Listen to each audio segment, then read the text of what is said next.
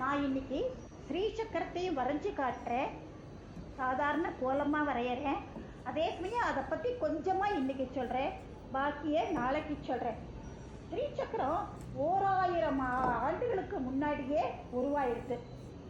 எந்திரங்களிலேயே ரொம்ப உயர்ந்த எந்திரம் ஸ்ரீசக்கரம் தான். ஸ்ரீசக்கரம் பூர்ண மகாமேரு. ஸ்ரீசக்கரம்ங்கிறது பராசக்தியோட சூட்சம ரூபமாகும். ஸ்ரீசக்கரத்தின் நடுவில் இருக்கிற பிந்துவில் அவள் சூட்சம வடிவத்தில் ஸ்தூல ரூபமா உட்கார்ந்துருக்கா.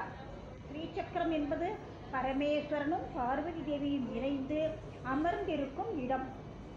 அப்படிப்பட்ட சக்தி வாய்ந்த தேவியை உபாசித்தோ அல்லது முறைப்படி பூஜை செய்தோ அந்த தேவியின் அருளை பெறுகிறவர்கள் வெகு காலம் ஜீவித்து கல்பத்துக்கும் முடிவு ஏற்பட்டாலும் அவர்களுடைய ஆத்மாவுக்கு முடிவு இல்லை.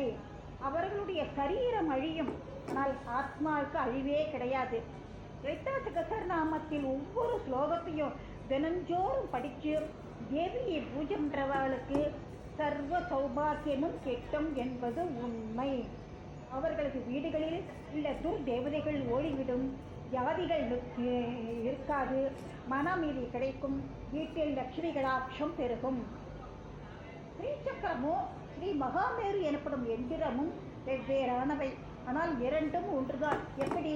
ஸ்ரீ மகாமேரு சமதளப்படுத்தப்பட்ட வடிவமே ஸ்ரீசக்கரம். ஸ்ரீசக்கரத்தை கோடுகளாக வரைந்தால் அது ஸ்ரீசக்கரம். மலை போல அடுக்கடுக்காக நிலையிலான முப்பரிமாண உருவ வடிவம் கொடுத்தால் அது ஸ்ரீ மகாமேரு. சக்கரத்துக்கு சாதாரண கோடுகளும் முக்கோணங்களுமா தெரியும் ஸ்ரீசக்கரம். ஆதி பராசக்தியின் இருப்பிடம் மட்டுமல்ல, இதில் சர்வ சக்திகளும் அடக்கம். கண்டாசுர வதத்திற்கு அப்புறமா ஸ்ரீபுரம் என்னும் நகரத்துல அவளின் அரண்மனையில எல்லா தேவதைகளும் சூழ்ந்திருக்க தன்னோட கணவர் பரமேஸ்வரனுடன் லலிதாம்பிகை உட்கார்ந்திருந்தா. ஒரு சின்ன விஷயத்துக்காக உக்கிரமாயிட்டா, ரொம்ப உக்கிரமாயிட்டா. அவள் முகத்திலிருந்து வாசினிகள் என்ற தேவதைகள்லாம் தோன்றி அவள் முன் நின்றா. அந்த தேவதைகளிடம் நான் யாரு, என்னோட சக்தி என்னது, என்னோட சக்தி எப்படிப்பட்டதுங்கிறத எல்லோருக்கும் சொல்லுன்னு தேவி சொல்ல, வாசினி உள்பட 8 வாக்கு தேவதைகள் மிக ரகசியமாக மந்திரமாக 1000 நாமங்களை கொண்ட லலிதா சகஸ்ரநாமத்தை உருவாக்கினா. அம்பிகையோட உக்ரத்தை தணிக்கிறதுக்கு உக்ரக்கலையையே ஸ்ரீசக்கரமாக ஸ்தாபித்து ஆகர்ஷித்து அம்பிகை எதிரில் வைத்து அவளை சாந்தப்படுத்த பார்வதி தேவி அன்னை லலிதாம்பிகையாக உருமாறி உலகத்துக்கு காட்சி கொடுத்தார். சிவபெருமானால் சாந்தமடைந்த தேவி இந்த ஸ்லோகத்தை முறைப்படி கூறி தன்னை துதிப்பவர்களுக்கு அந்த ஸ்லோகமே என்னிடம் வந்து சேர பாதையாக அமையும். அம்பிகையின் பேரருளை பெற யாரெல்லாம் ஆசைப்படுறாளோ அவெல்லாம் லலிதா சகஸ்ரநாமத்தை சொல்லலாம். ஸ்ரீ புஷ்பதந்தர் என்னும் மாபெரும் மகா சித்தகணமே இந்த சக்கர வழிபாட்டை கலையாக எழுதி வைச்சார். விநாயக பெருமான் அதற்கு வடிவம் கொடுத்தார். அதை ஆதிசங்கரின் குருவான கௌடபாதர் மனத்தில் கிரகித்து ஸ்ரீ ஆதிசங்கரருக்கு உபதேசம் பண்ணினார். ஸ்ரீசக்கரத்தை வடிவமைத்தா மட்டும் போதுமா? அதுக்குள் இருக்கும் தேவி யாரு, அவளது மேன்மை என்ன, பூவுலகத்துக்கு யார் மூலம் தெரியப்படுத்த முடியும் என்று உணர்ந்த போது அப்ப ஹயக்ரீவரும் அகஸ்திய முனிவரும் தேவைப்பட்டார். அகஸ்தியருக்கு ஹயக்ரீவர் ஒரு சம்பாஷணை வடிவில் ரகசியமா உபதேசித்தார். அகஸ்தியர் பகவான் ஹயக்ரீவர்கிட்ட 1000 நாமங்களின் மேன்மையை கேட்டு தெரிஞ்சின்றார்.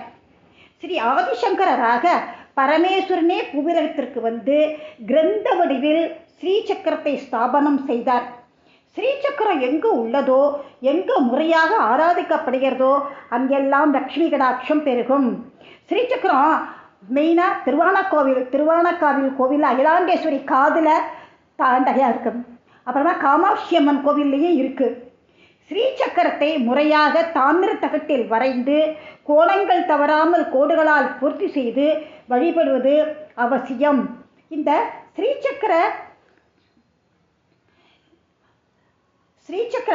பூஜைக்கு ஆச்சார அனுஷ்டானங்கள் அவசியம். ஸ்ரீசக்கரத்தை சுற்றி 64 கோடி தேவதைகள் இருக்கா. அது உள்ளுக்குள்ள 113 தேவதைகள் இருக்கா. வாசம் பண்ணின்னு இருக்கா. ஸ்ரீசக்கர பூஜை செய்கிற போது நடுவில் உள்ள பிந்துவில் பூக்களையும் குங்குமமும் போட்டு பூஜிக்க வேண்டும்.